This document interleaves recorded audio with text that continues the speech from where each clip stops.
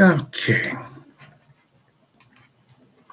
Hello, everybody. John Hurst here. It's 5 minutes before the witching hour of my poetry event. So I'm just saying this up now so that people who are joining me tonight on my YouTube channel can indeed have time to come, and also gives me time to set up some other things as people are arriving.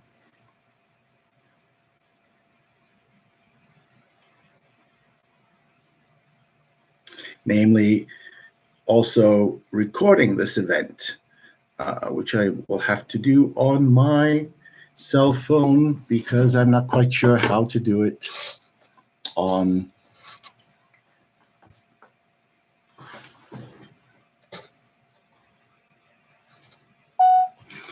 Hello. So as I said before, I'm just doing this introduction again so that my smartphone can record the event as well.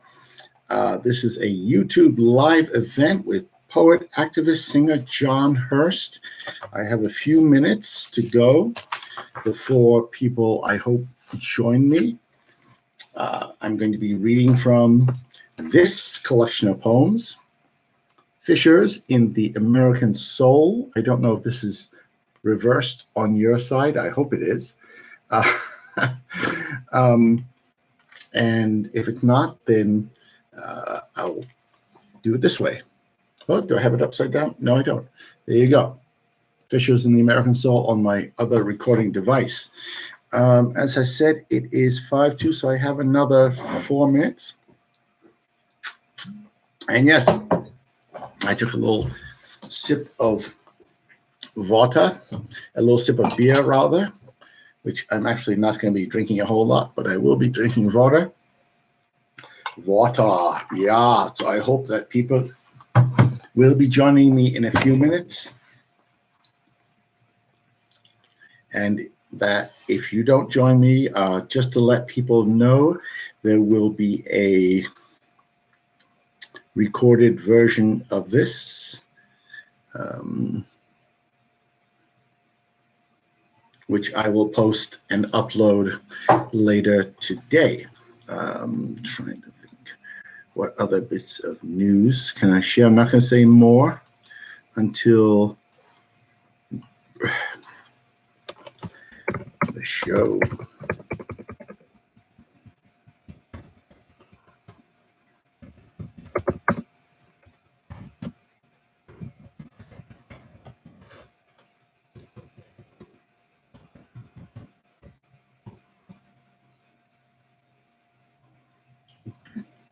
Well, just to be clear, the poetry hasn't started yet, but I have, as it were, made a comment just so that people know that it is available to the general members of the public. And I'm just playing with the technology for minutes while I just see what's going on here. Okay, the live stream on Facebook as well for those of you who are interested in viewing this.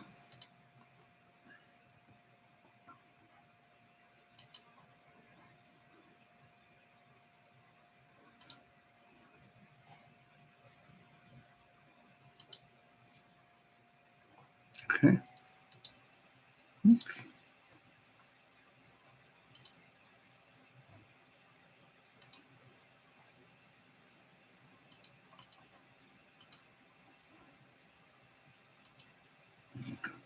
Okay, so when this is done, I will share the event on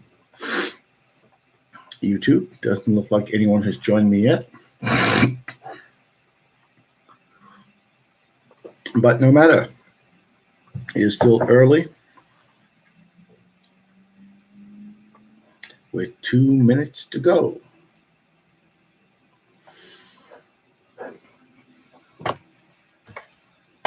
And as I said, hoping that people will join me for the event.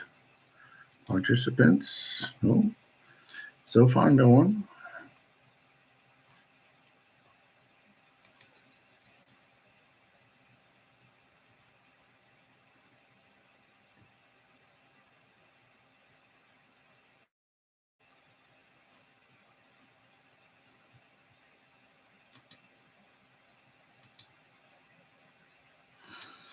Just one more minute before countdown.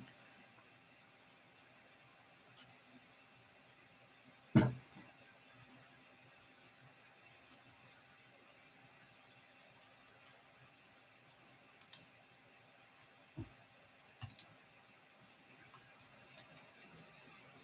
little more light there so I don't quite so dark. Okay, well, it is now, nope, I have one more minute before people join me, before it is officially open to the public.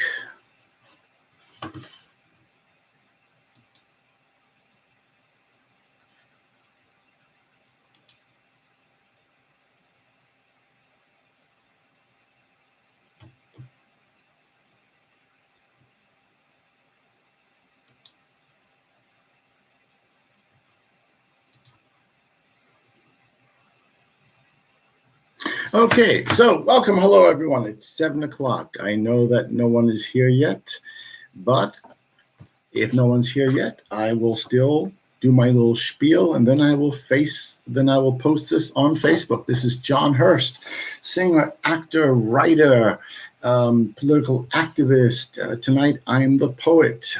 It is live. Okay. Yes, now it is 7 o'clock, so it is live. Welcome. I don't know who else is here. I see 2 people now. Myself, of course, being the other person. No, just one, I guess. All right. Well, so tonight I'm going to be reading from my little book of poetry, otherwise entitled Fissures in the American Soul. This is a series of 8 poems I wrote. I'm not going to be reading all of them, because that's a lot of words to take in. And I also have to read things very slowly because I am rather dyslexic. And if I read things too quickly, well, then to coin the old cliche, the words do not stay in the right place. All that said, I'm going to start with a romantic poem because it's a poem that I wrote many years ago and have tinkered with over the years when I thought I might actually be getting married. It's called The Joyous Dance That Has Already Begun. And yes, I was almost married many moons ago. The good lady declined my offer of marriage, but she did leave me with some poetry of the heart, as I say. So here we go. This first one. The joyous dance that has already begun. Our chosen emissary, our hookup to God, stands patiently and lovingly, identified by her priestly collar and a mischievous smile. She waits for me to play my part, for me to play my role in the forming of our union through the invocation of an ancient ritual, the saying of my vows. It is a simple act, an outcome already assured by the love that we share. Yet, for the moment, my words are like a nervous tango dancer, falling over themselves in a bid to pay homage to the transcendent powers of love. My words hold themselves in suspension, determined to do justice to the lover beside me, to the dancer who sought to teach me how to waltz, but instead taught me how to love. My vows are adamant. They will not reveal my depth of feeling, not until the timbre of my words tell the full measure of our tender love and of the sanctuary that we find in each other's company, or of how the sound of your heartbeat brings me back to the best of who I am. Then, Only then do my words step forth. My words did not mean to alarm you by their delay. They trusted in your patience, in your ability to understand and allow me to synchronize my words with my clumsy heart. Trusted in your knowledge of alchemy and love, in your understanding of what always lies beneath the canvas of my insecure quips and prideful boasts. Your loving and silent gaze is enough to convince my small ego to surrender control of the moment. Our love has given my overworked soul a more abundant world in which to exist. Our gifts are our hopes and dreams to each other, not recriminations. We exist in a place where acceptance and forgiveness take on a rhythm of their own, like two pianists playing a single piece on the same instrument. My words now at least begin to match, begin to echo the fullness of all that we are to each other. I pledge my love, basking in the memory of our many silken pas de deux, each of them unique, some marked by fierce turns and sharp angles, others executed through acts of loving reparation. They have already become part of a symphony that will carry us through the years to come. But it is not the future that now holds me in this time and place, nor is it the pleasure I derive from your exquisite form and mesmerizing lilac scent. No, it is none of these things. It is the joy of knowing that I found my other, that the tango dancer I pursued has become the partner who now resides in my heart, who my vows now refer to as my beloved, because no other name will suffice. That was the joyous dance that has already begun. And the remaining poems are straight, in fact, from the book and are currently being revised, but the revisions are not complete, so I'm going to read you straight from the book, and a revised copy of this will be made available to members of the public later on. All right. This next piece is called No Room for the Man with the Wounded Soul.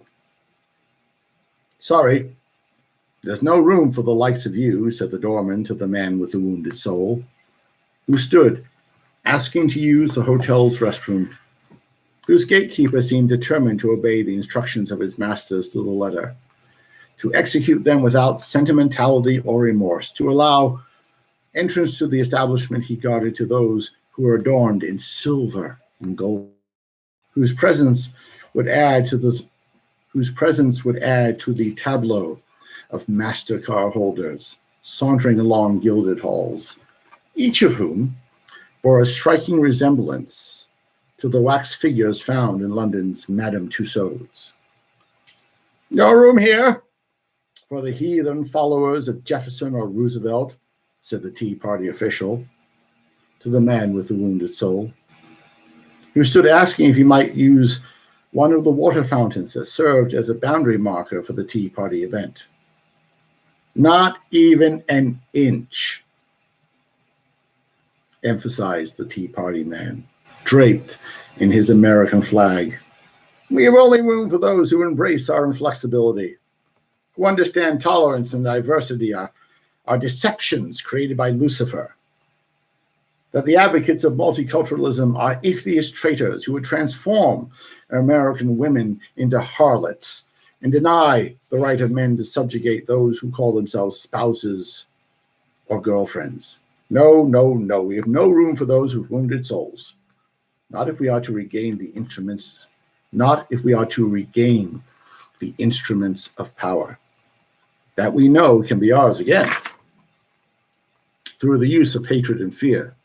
No, Your wounded soul does us little good, and so you must go back on the road, where we might use you as a hook upon which to hang ancient American fears.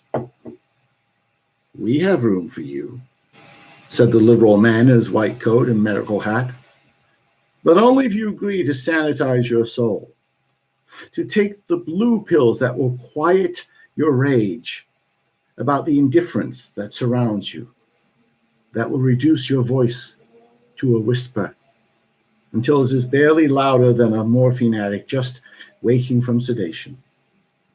We will discharge the sociopath and the sadist to make room for you, for your demands, if heard by the populace at large, would spread anxiety through the land and cause the shopper to pause, whose retail habits perpetuate the illusion of order and safety that we have worked so hard to market. No, said the man with a wounded soul. You may have room, but you have failed to make provision for the totality of who I am. You have left no room for the passions that free men from the grip of tyrants, or the boundless strength of love that allows us to endure when we would capitulate to our darkest fears.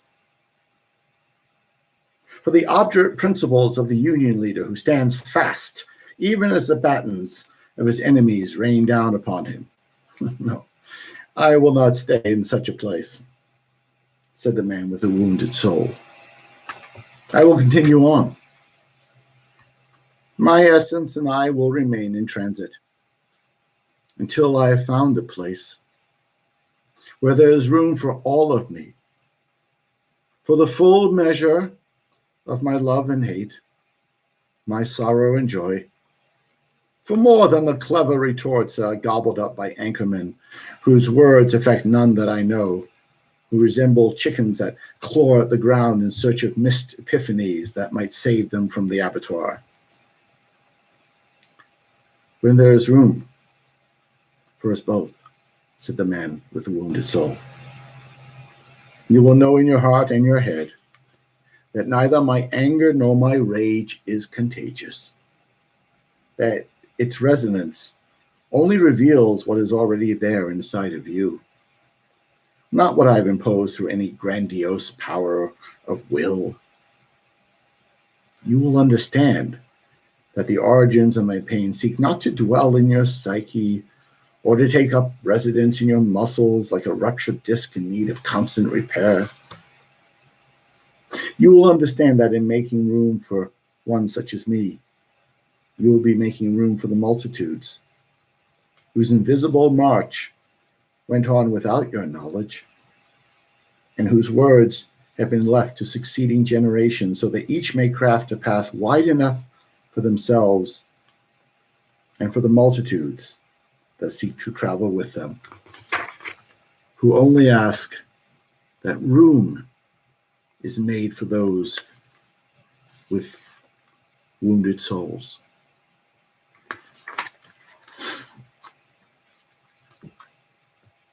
This next poem, I'm going back and forth between serious matters and more lighthearted issues, is actually dedicated to a teacher I knew many, many years ago, and whose wisdom and compassion steeled my studies as I went about the task of trying to be an actor. I call it the spirit liberator, because teachers are much more than people who simply instruct people on how to be walking encyclopedias. They are people who liberate the spirit in us, and in doing so, help children and help all of us realize our potential. Okay, the spirit liberator. There are not enough commendations or lofty passages of praise to do justice to the acuity with which those who call themselves teachers practice their art. There are not enough compliments to accurately identify their ability to discern the artist in every soul, who toil in the unshakable belief that only when every voice is heard will mankind be made whole, who invite each of their pupils in tones both loving and firm to bask in the fullness of their own light that stems from a deep spark within, that the gifted teacher guards with the determination of a Celtic warrior guarding the entrance to his home, who sees the manifestation of each impulse as a sacred opportunity to grow, who knows that the student before them requires only patience and wisdom to become the person they are meant to be. That such a teacher exists, I know to be true, for I saw her in action, witnessed how she tended to those fledgling artists whose encounters with the world had left them battered and bruised. Like all the best, she offered no tricks, no special effects from Merlin's bag of tricks, no easy shortcuts to hasten the journey she herself once undertook. By the end of her first class, none were concerned by the lack of parlor tricks.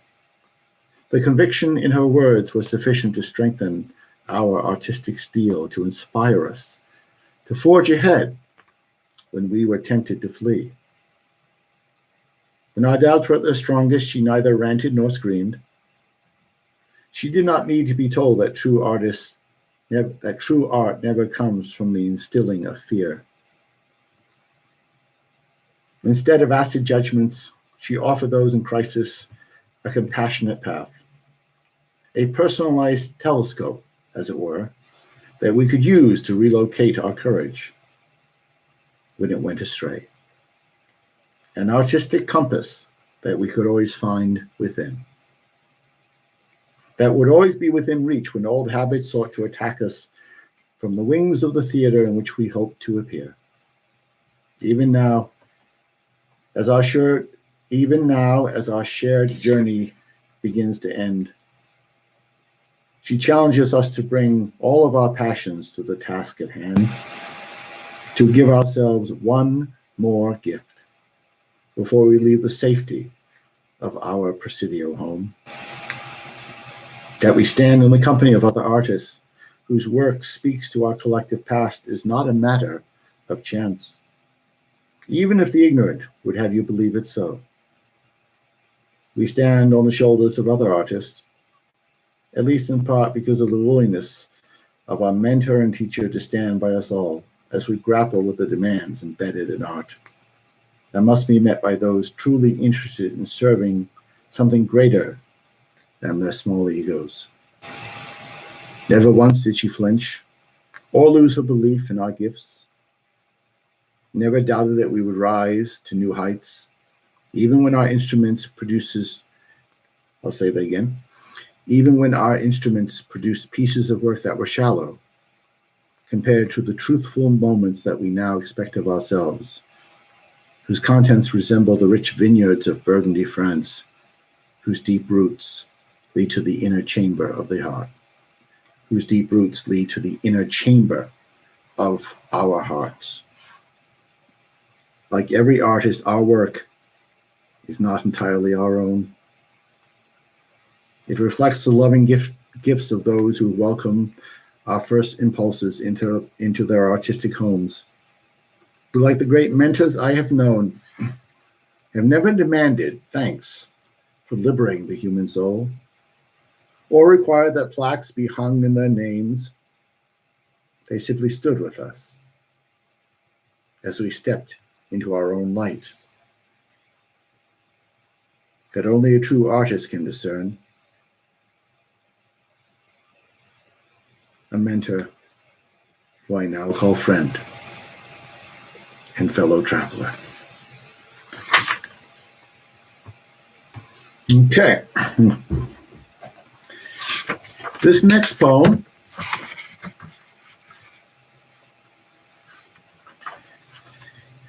is my expression of civic duty.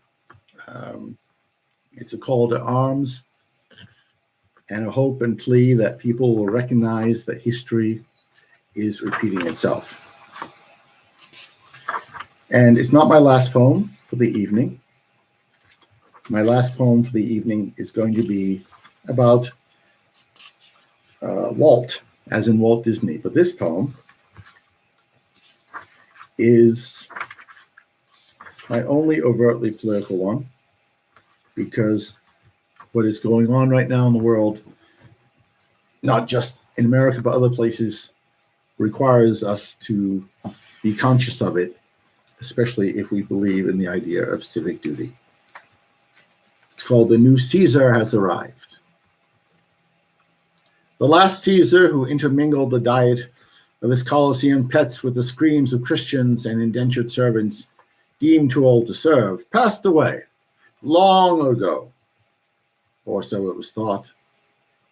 Those in charge attended the last Caesar's death, like distant relatives forced to participate in a dull and tedious wake that could not be concluded until the evening shadows fell across the ends of the Colosseum, still stained with the crimson outline of those who've been sacrificed to satiate the savage within every man. They interned Caesar deep in the ground, hoping to extinguish the savagery contained within, desperate to ensure Caesar's addiction for blood in a sea of molten lava. It was not merely delusions of grandeur that the nobility of Rome sought to expel, to eliminate from the minds of the common man that chose to attend the games rather than leave their fate to the whims of the current Caesar, who was said to be in perpetual search of new stars to join his gladiator school of entertainers. The strategy of those who buried Caesar failed, for the savage within every man did not wait to be buried beneath the ground. It leapt from one funeral attendant to another, attaching itself to the prostrate bodies of senators as they fulfilled their state obligations, who had decried Caesar's excesses in their sleep, but had attended the games once they had showered and slept. Those who first died under Caesar would have recognized his return, would have recognized the twisted nature of his contemporaries and their favorite pastimes. No police lineups would have been needed to recognize the reanimated offspring of Augustus Tiberius Caesar come back to life, or the little corporal who touted anti-Semitism as a sport would have been quickly spotted as one of their kin, or the tyrant who believed that ethnic cleansing could be used to reduce his nation's collective weight. Yet, of all the savages of past times,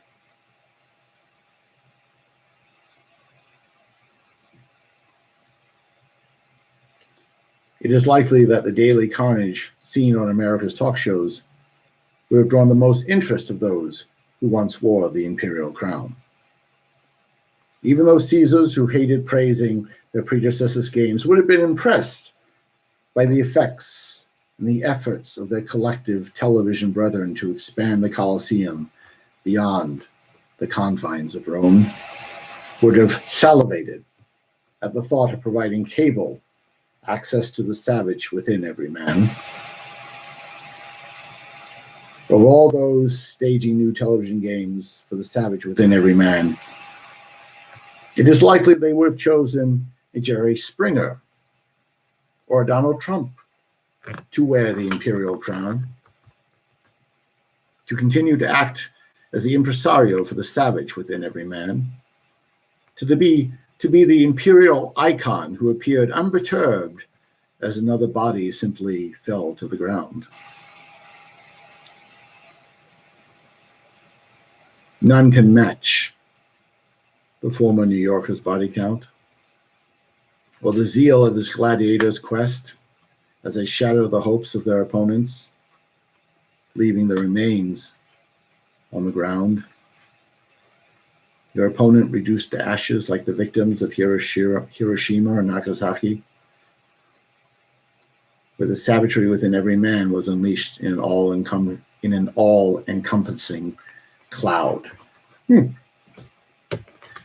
Like the Caesar before him, he does not recognize his lies, does not recognize the tricks he used to rationalize his choices. His excuses are not novel. They have all been used before.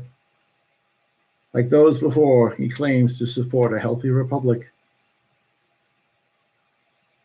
and suggests that his efforts be thought of as a public health benefit, not offered by standard HMOs, which with each passing year, this new Caesar becomes less and less of a man.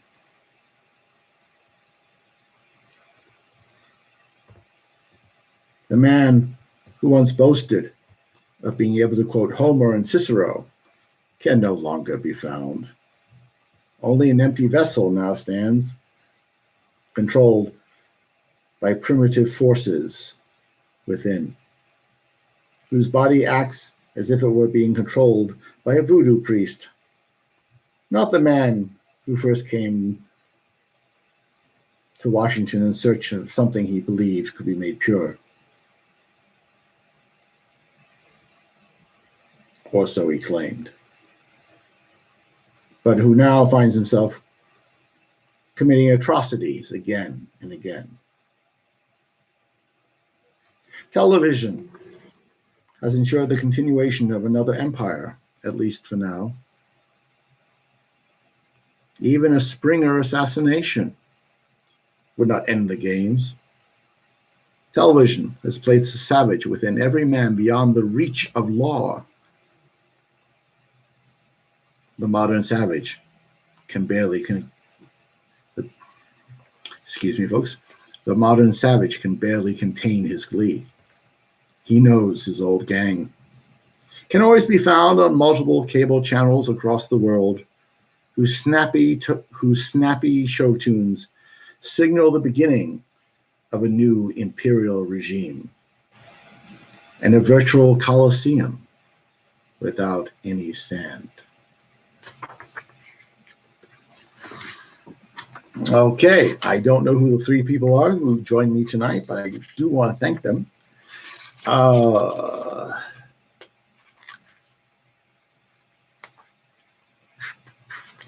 I'm going to end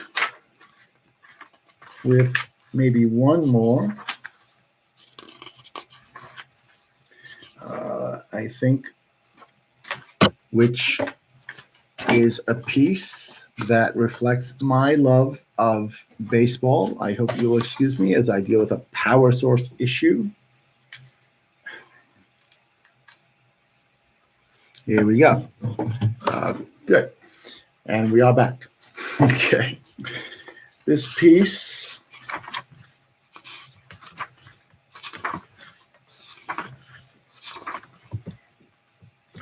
actually, this next piece is a tribute to Walt Disney. I mentioned it a moment ago.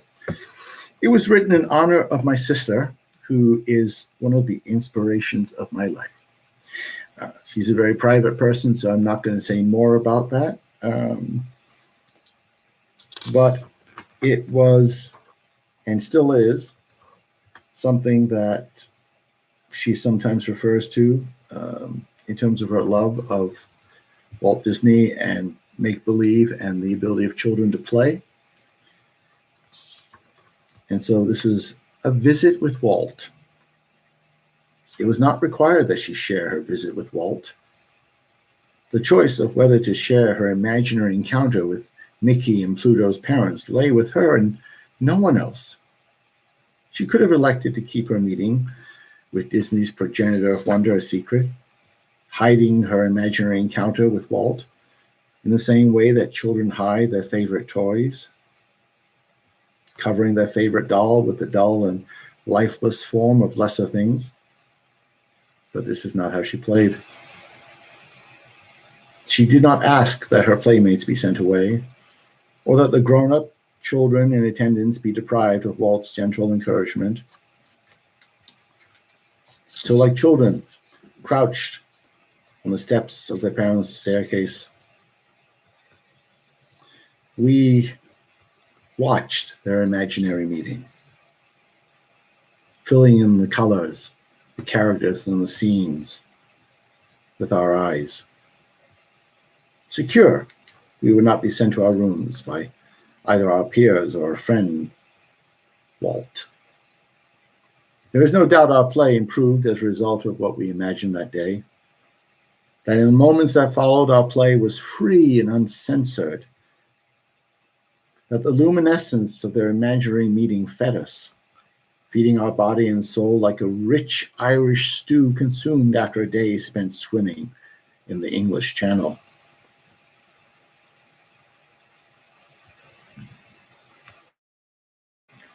Walt and our friend ended their imaginary day,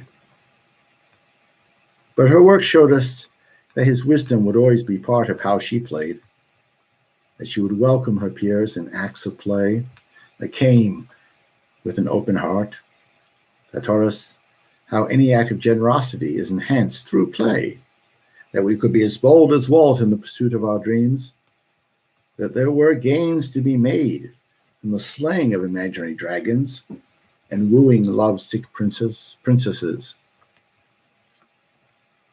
In watching Walt's effect upon my friend, we came to understand what thespians have always known, what our colleagues already knew, a knowledge that comes when one accepts wonder as a vital part of life, as an indispensable thing, as important as a breathing heart or a functional set of lungs. Her affection for Walt told us that she'd always known this to be so, that she felt such discoveries were best made through the act of play. That Walt thought of her as a friend was sufficient to prove her worthiness as an ambassador of play, at least in her mind.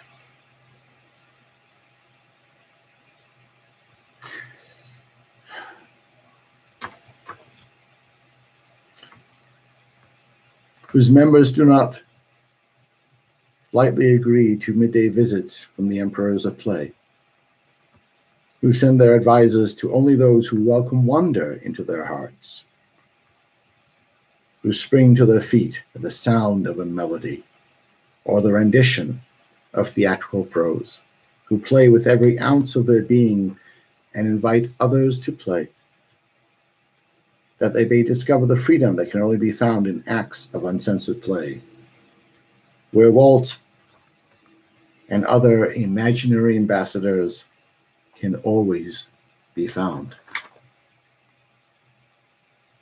who stand eagerly waiting for their next opportunity to join my friend in play. All right.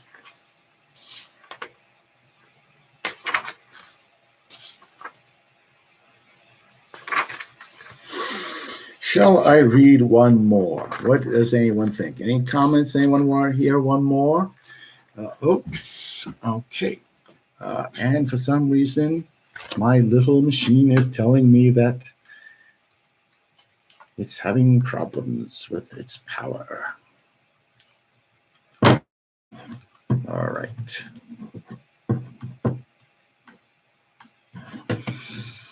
All right.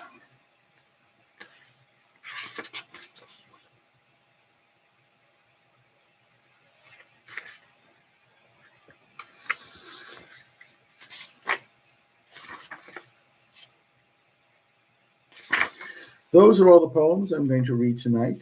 They have been a collection of my respect for teachers, my love of play, the dangers of fascism or the savagery within every man, a call for compassion, and of course, a poem based on what it is to love and what it is to be in that moment when love is transformed through the act of marriage. I hope everyone has enjoyed tonight.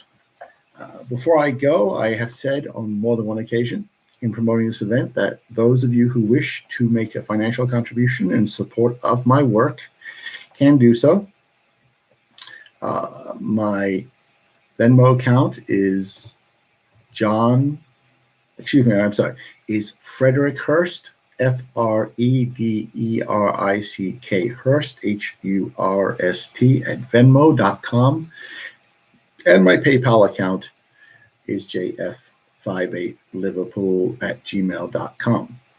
There will be more pieces of poetry. I hope you have enjoyed this event, and it will be posted this weekend so that those people who wish to see it on Facebook may do so.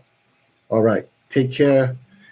Blessings to anyone who joined me tonight, and it's been an honor and privilege to share this work with you.